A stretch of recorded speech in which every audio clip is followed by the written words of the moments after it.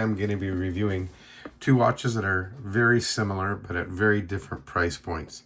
One is the IWC Pilot Mark 20, and that watch is going for around 7,500 Canadian dollars. And then we've got the Stowa Classic 40 Flieger, which goes for a little over $1,000, depending on what movement you get and what configuration. The price can get closer to about $2,000 for that. Now I'll put these off to the side and I'll show you the inner boxes. So this is an older box too, by the way. The Stowa that you're looking at is about 10 or 15 years old, but you get the nice metal box here. I've got a few extra straps as well, and they're very nice. You can see that there. It's branded as well.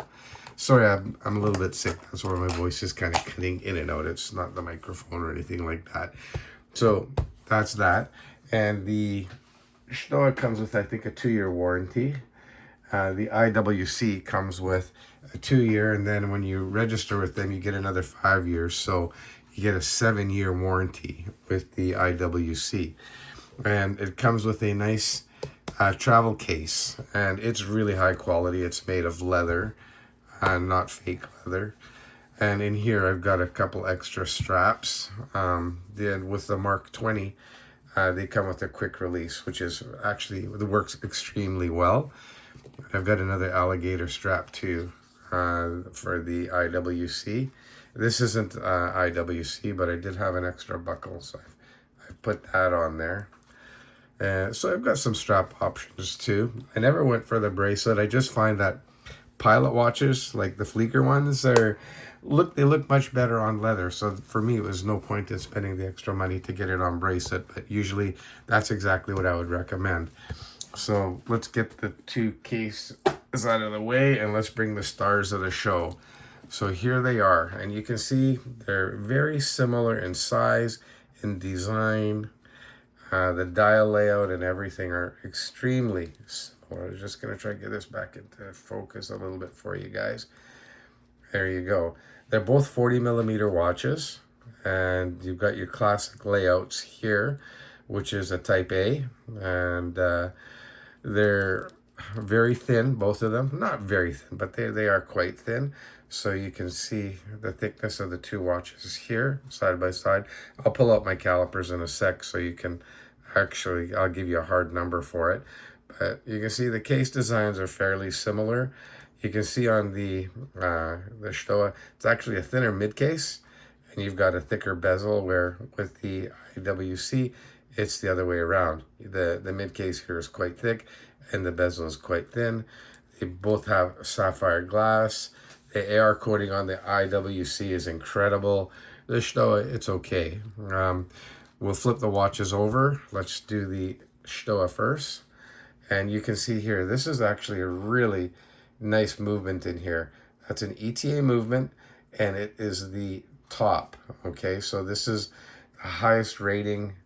The only, actually, it's not the highest would be chronometer, which this is not, but it is a very nice movement. It's been regulated, of course, too. You can see the blue screws and the perlage and so on that's been done. It looks very nice. And it's got some information on the case here as well. And that's not a slouch of a case back.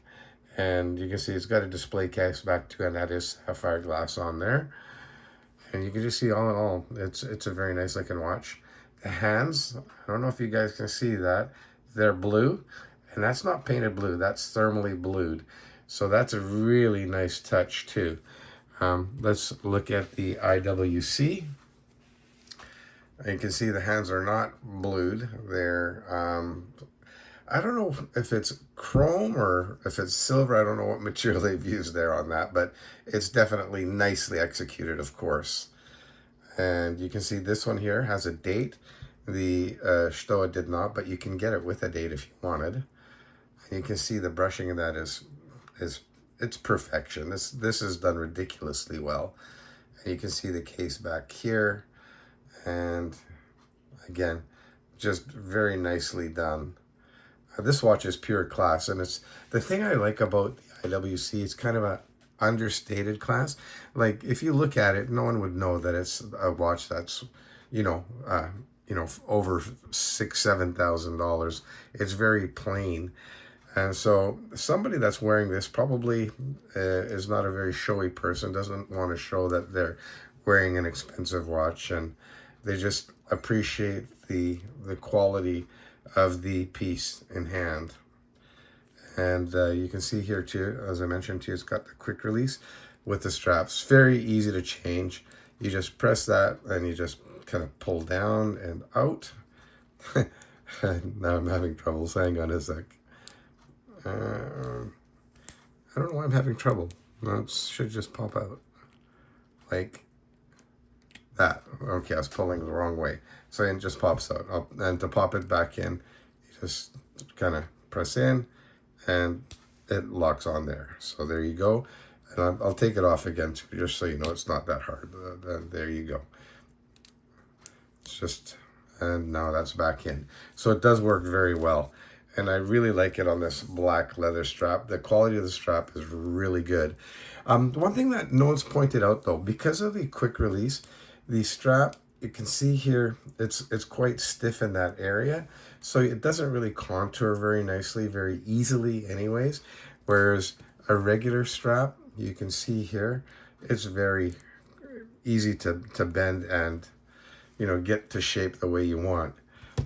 This one will do it over time. This watch is literally brand new. And so it's still stiff, but I'd imagine over time it's going to conform very nicely to your wrist.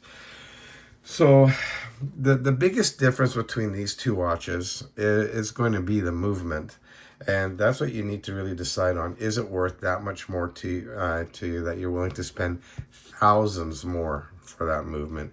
The Mark 20 is the first run of the Pilot that they have their actual own in-house movement being used. Now, that can be a plus and a minus. Service cost when it comes time is going to be a lot more pricey than just your standard ETA movement. But you got 7-year warranty with it. So, that's a heck of a long time compared to the Stowa, which is 2 years. I'm just going to wipe those down a little bit, just clean them up for you guys. But I'm going to do some quick caliper measurements so you can just see for yourselves what the thicknesses are and so on. Okay, so the case diameter, both should be measuring 40. And you can see this one here is coming in right at 40. That was the Stowa. And the IWC is coming right at 40. So they're both exactly 40. The lug to lug is going to be a little bit longer on the IWC. That's coming in at around 48, 48, 49. And the Stowa is coming in at about 47.7, call it 48. So not a huge difference there. The thickness, let's take a look at that. Okay, so that's 10.2 on the Stowa.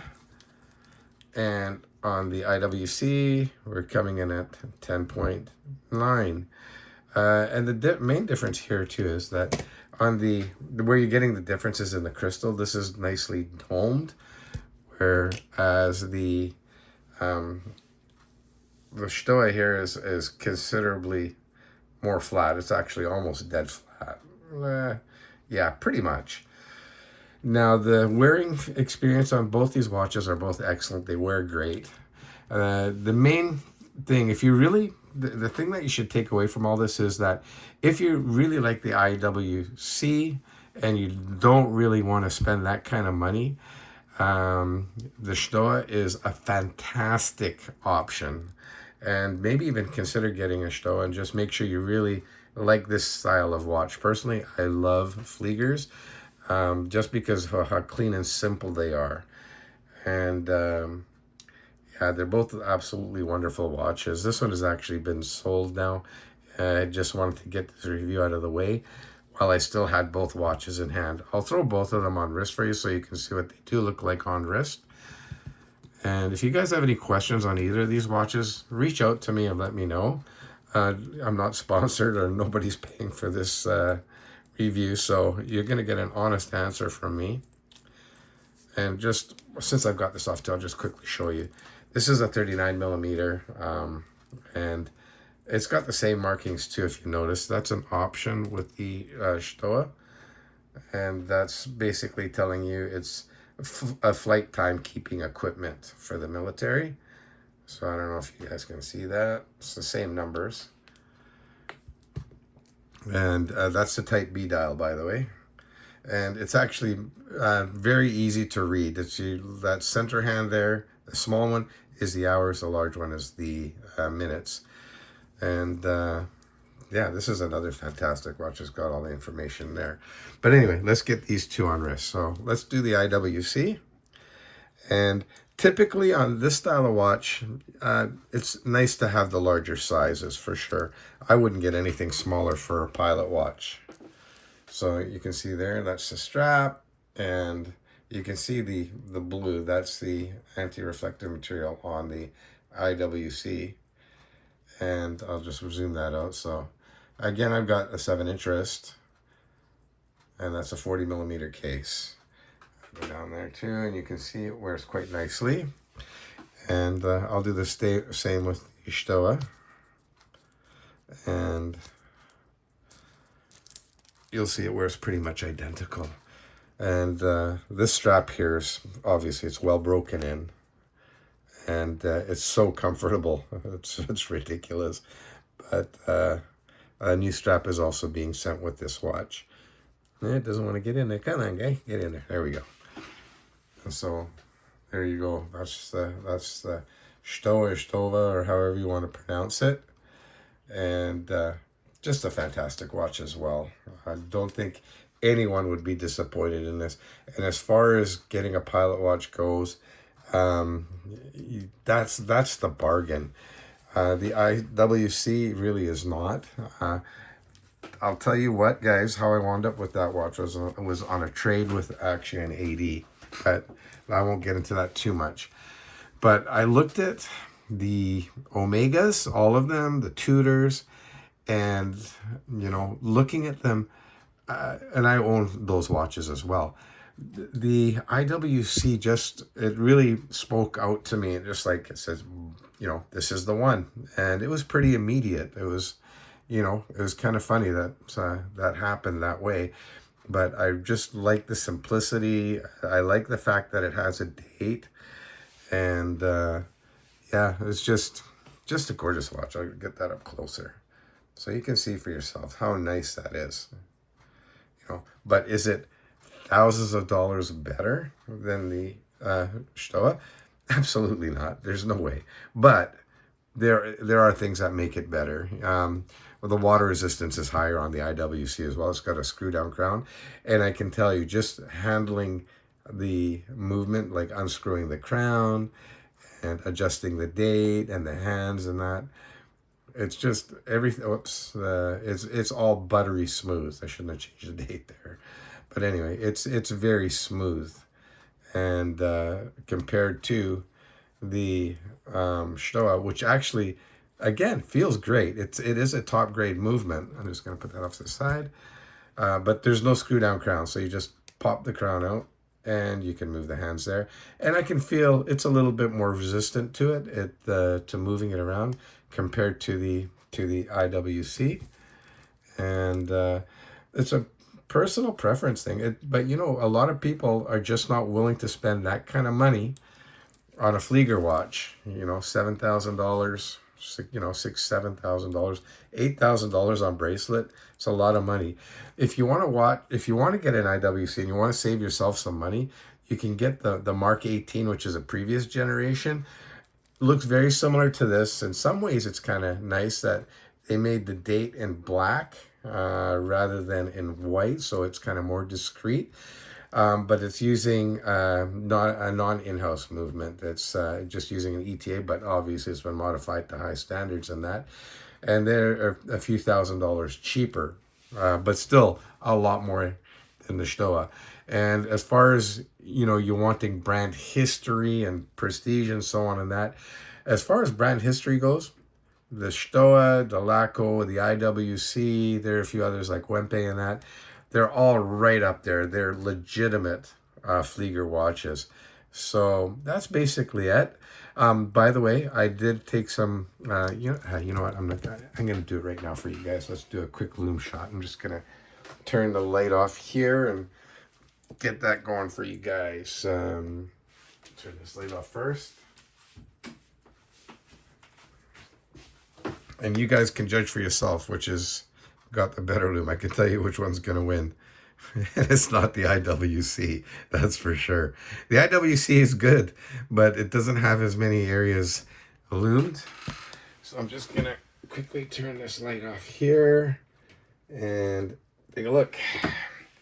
So there you have it.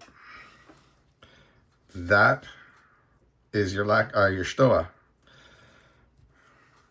That's your IWC. So there is a considerable difference there between the lume. But again, it's up to you guys what you want to buy. I recommend both. They're both fantastic watches, but the bargain of the bunch definitely, easily, without any hesitation, is going to be the Stowa. It's 90% of what the IWC is. And yeah, you won't go wrong with that. But anyway, that's it. Hope you enjoyed that review. Leave some comments there. If you haven't liked and subscribed yet, please do so. And I'll try be a little bit more active on my channel, making more videos than that. But this was one comparison that I really wanted to do where I had both watches in hand. So there you guys go. Two really great watches at two vastly different price points. That's it. Take care. Have a good night.